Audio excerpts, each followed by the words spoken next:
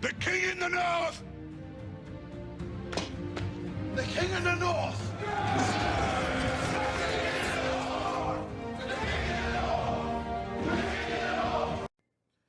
Yo, as always, like, share, subscribe. Now let's just get into it. So we almost there, and I've been wanting to do this Michigan linebacker video, but just get caught up with work, doing collabs and things like that. So let's just knock it out because it ain't gonna take too long. Because now on my defensive line video, when I talked about edge rushers, some of those dudes are linebackers, but they're not middle. They're not middle or will linebackers. So that's why I put them on the defensive line because that's what they'll be doing most of the time, rushing the passer. So as far as the Mike and Will linebackers, those are, if we're in a 3-4, those are the guys in the middle. Or if we're in a nickel, those are the two guys that'll be out there. Now, everybody knows, I'm going to start with redshirt freshman Junior Colson. He had a hell of a season last year for a freshman. He's 6'2", 235 right now, and he's got 60 tackles and a half a sack. Now, Junior Colson he's got all the potential, and we're all expecting him to take that next step, and we need him to. He's replacing Josh Ross. Josh Ross, whether you liked him or didn't, and I don't know how people feel about him for the most part, but when I did my expectations for certain players to get where we wanted to be last year, his was 100 tackles, and he had 100 and some tackles. So that's the same thing I need out of Junior Colson. I'm going to need at least about 100 or 90 tackles from this dude. So that's just what it is. Him being the middle linebacker, you got to get those tackles. Now, beside him will be Junior Nakai Hill-Green. He's 6'1", 232. Now he started some games last year, and Junior Colson took his spot, but he had 50 tackles. So this is the reason why Michigan fans, we weren't too worried about the linebackers with losing Josh Ross, and pretty much with every position except Aiden and Ojabo because all the sacks. But everybody else, they got players behind them last year that played. So when we lost like Josh Ross with 100 tackles, we weren't really worried because we got Junior Colson who played 60 tackles, Nakai Hill-Green who played 50 tackles. Now, the hope is that during the offseason, all these guys have gotten better. Get better, take the next step, get bigger, lose weight, whatever you have to do to take your game to the next level, that's what you got to do. So the starters, we got faith in these dudes because we saw what they could do last year. And let's hope that these guys got better. And from what I'm hearing Junior Colson did, I haven't heard much about Nakai Hill-Green, but I'm expecting him to be a good starter. Now, behind these guys, this is the problem. This is the one position group on our team that I can say is thin. Because behind them, now you got senior Michael Barrett. He's 6', 227. He normally would play the will, and he had 21 tackles last year and a sack. So depending on if we're playing more of a passing team that can still run, they kind of put him in because he's better in coverage. He's like an in-betweener. In Don Brown's system, he was the Viper. Who played the Viper? Michael Barrett, Jabril Peppers, Khaleke Hudson, those in-betweener dudes that are in between a linebacker and a safety. So that's the thing about Michael Barrett. He's an in-betweener. So they'll use him in certain packages, or if a team is going pass happy, and you can use him because he's kind of like a safety. He's built like a safety, honestly. So, but he's played a lot. So you got some trustworthy in him. There's somewhat trustworthy in him, and he's a senior. You you got to make the most of this. This is about over for you, bro. So I'm not sure if he'll make the league. So you need to be trying to win the Big Ten, beat Ohio State, get a championship, because it's gonna mean something for your career for real. Because you're probably not gonna make the league. Practice team maybe, but you never know. He might be able to, but we'll see. Now behind Junior Colson, I believe is redshirt sophomore Khalil Mullins. He he didn't play much last year, 6'2", 232. Now, this dude, the thing about him is he's been taking reps at running back and linebacker. But what I'm hearing is he got dinged up. He's had a leg injury, so he's probably had a setback, and that's probably why Alex Orji is getting carries at running back.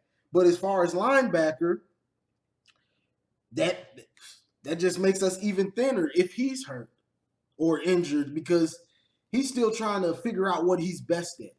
If he's best at a running back or is he best at linebacker. Now he's got the size of a prototypical linebacker, and just from seeing him run, being a running back sometimes, well, in the spring game, he looks agile, quick, but a linebacker, you got to read the field and know how to take the correct angles.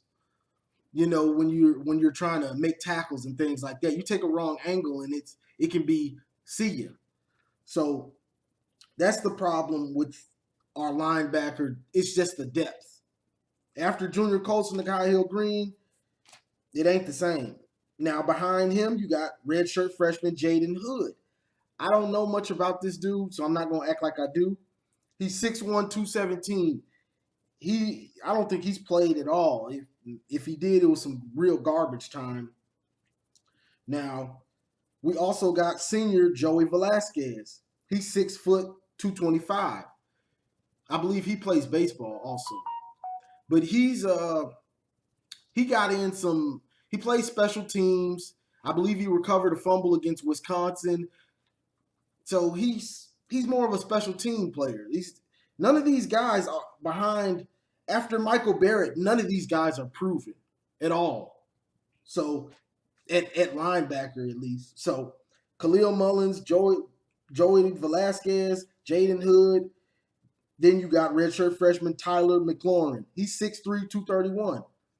Unproven. I can't really tell you much about him because I don't really know much about him. He hasn't played really. And freshman Jimmy Rolder, 6'2", 228.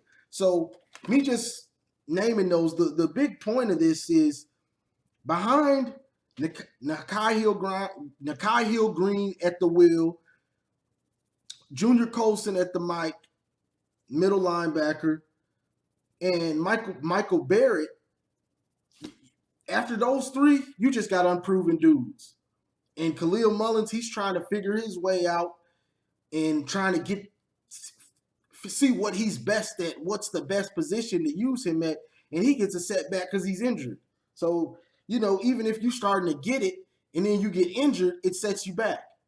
So we'll see. And luckily, we've got Colorado State, Hawaii, UConn, the first three games. So hopefully we smoke them early to get Nakai Hill Green, Junior Colson, and Michael Barrett will probably play with the second team. But to get our starters out, it's crucial that Junior Colson and Nakai Hill Green are healthy.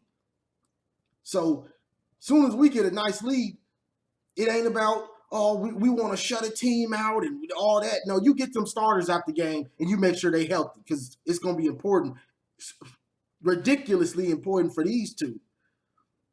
Because behind them, these guys are just unproven.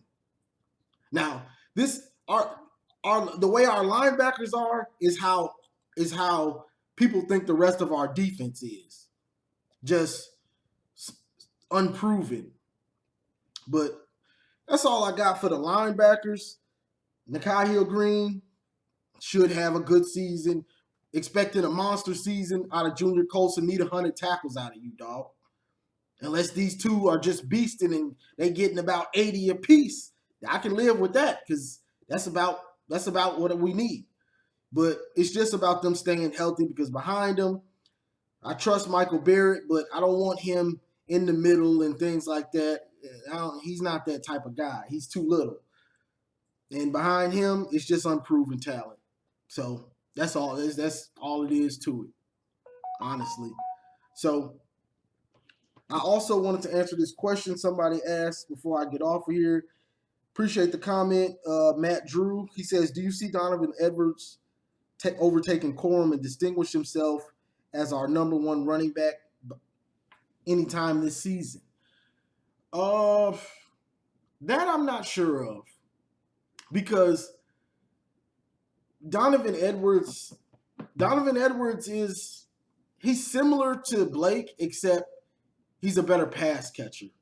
So you're going to use him in a different way than you're going to use Blake. Like, Blake is going to get the bulk of his yards off carries. Donovan Edwards, he's going to get a lot of carries, but you're also going to use him in the passing game. So you don't want to wear him out too soon because you don't know how much he can take. You know, Haskins was a senior, or you knew what he had. You knew what you had in him, kind of. So, and even with last year, they didn't want Haskins to be the bell cow like that. It just happened that he had to be the bell cow because Blake got hurt. So it ended up being like, okay, can you handle it, Haskins? I got a freshman behind you now since Blake is hurt. Because Harbaugh don't trust freshmen too much. And it was just like, Haskins, he can handle it, so give him pretty much all the carries. So with Blake and Donovan, I just see them, they want to split the carries to wear down the defense. You always got somebody fresh. You don't want to put too much on Donovan or even too much on Blake, and then somebody gets hurt, and now you go from having a two-headed monster to having one person that has to get all the carries, and you don't know if he can handle it. Because Blake and Donovan, we don't know if they can handle getting 25, 30 carries or 30 touches a game yet. You know what I'm saying? So that's one thing we'll have to see. But the good thing about having two dynamic dudes like this, you don't want to. Each game, you just go in giving guys carries and then see who gets hot. Okay, Donovan looks like he's in the zone today. All right, give him more carries. Oh, Blake's looking like he's in the zone. All right, give Blake a few more carries. So that's what I feel about it. Now, he may have the potential, but we don't know yet if he's gonna distinguish himself. But everybody's got faith in him, and the fact that he's bigger, a bigger back usually can take more punishment and more carries. But you never know. Sometimes you get smaller dudes that are they're beasts. So that's a wait and see on my thoughts. But you want to have both backs fresh. Your second question says, could another similarly successful season bolster our recruiting enough to overcome the limitations of our conservative NIL stance?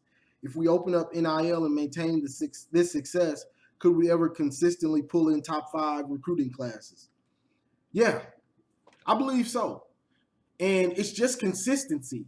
And just like I just made those other videos and like, was it a fluke? That's what everybody's trying to see right now. Was it a fluke?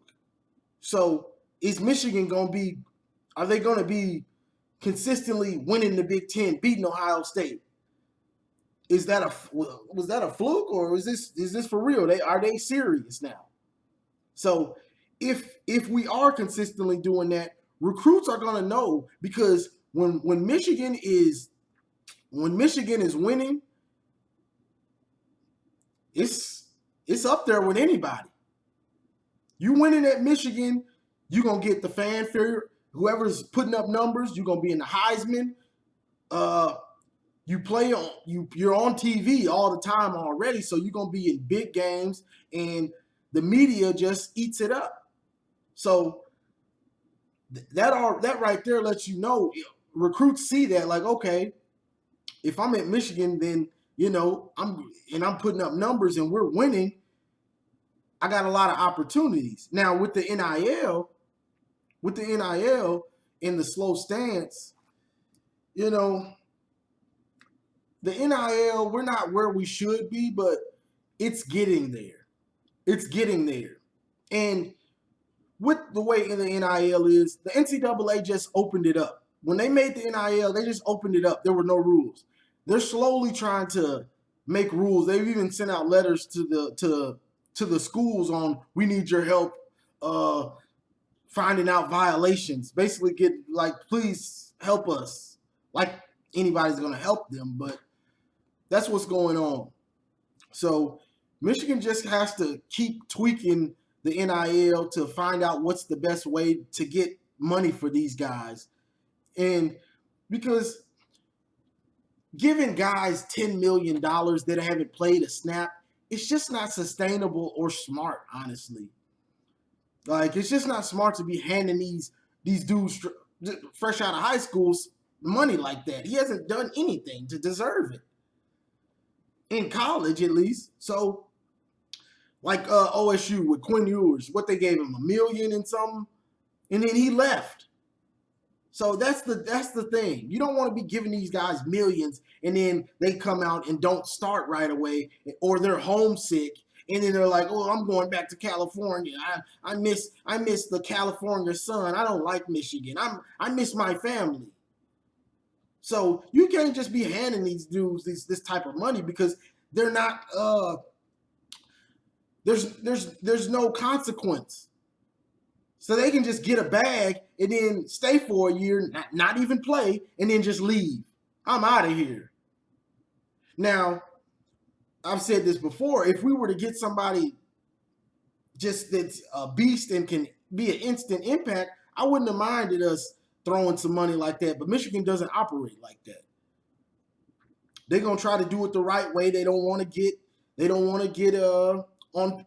on probation or anything like that. So Michigan is gonna try to do it the right way. And honestly, the way they're doing it is the more sustainable way to do NIL deals and things like that.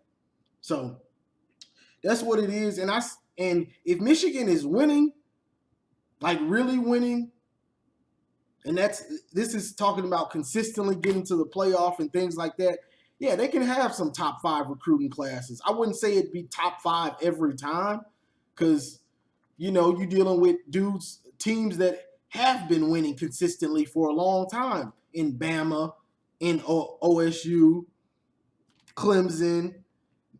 Then you got places that are just throwing bags at players, like Texas A&M. You got a great recruiter like Lincoln Riley, but sometimes I think we could be top 5, but it all has to be winning, and it all has to be, and I'm going to make this point and I'm going to get out of here. It all has to be winning, and also our defense, like, we get good defensive recruits. That's not a problem. But we can get good running backs and even wide receivers. But when you get that quarterback that's putting up numbers, it makes everybody want to play with him. It makes defenders want to play with him. It makes offensive linemen want to play with him. It makes running backs. It makes safeties. It makes corners. I want to go play with that dude because he's going to be killing folks. I want to go play with him. When you get that quarterback that's putting up numbers and looks like the truth, recruits will come. You're going to get more recruits. This is it. That's why, if it's Cade, if it's JJ, we need somebody to shred defenses this year. Pick some defenses apart through the air this year. That's going to get the recruits, because they're going to say, whoa, I knew they had a running game, but whoa, these dudes out here slinging it. They almost running and gunning. K got 350 and they got 200 on the ground. Whoa, they've been sending edge rushers to the NFL. They've been had a first rounder in Dax Hill at safety. Okay, they got something. I want to go play with those dudes because that quarterback, I ain't even on the team and I believe in him. I'm going to Michigan. So the passing game, having that quarterback that's putting up numbers, it's amazing what he can do, especially if he's young. So that's part of the reason why a lot of us are talking about JJ, because we feel like he can be that type of player. Now, if Cade is taking the next steps and he's going to shred some defenses, then it's going to help in recruiting. Whoever's the quarterback, we need to see that passing game take the next step for recruits. Because we know we can run the ball and we're getting wide receivers. But that quarterback makes everybody want to come play with him. Offense, defense, it don't matter. Everybody wants to play with that dude. It's just simple as that. So, like, share, subscribe, and as always, go blue. It's great to be a Michigan Wolverine. It's great to be a Michigan Wolverine. It's great.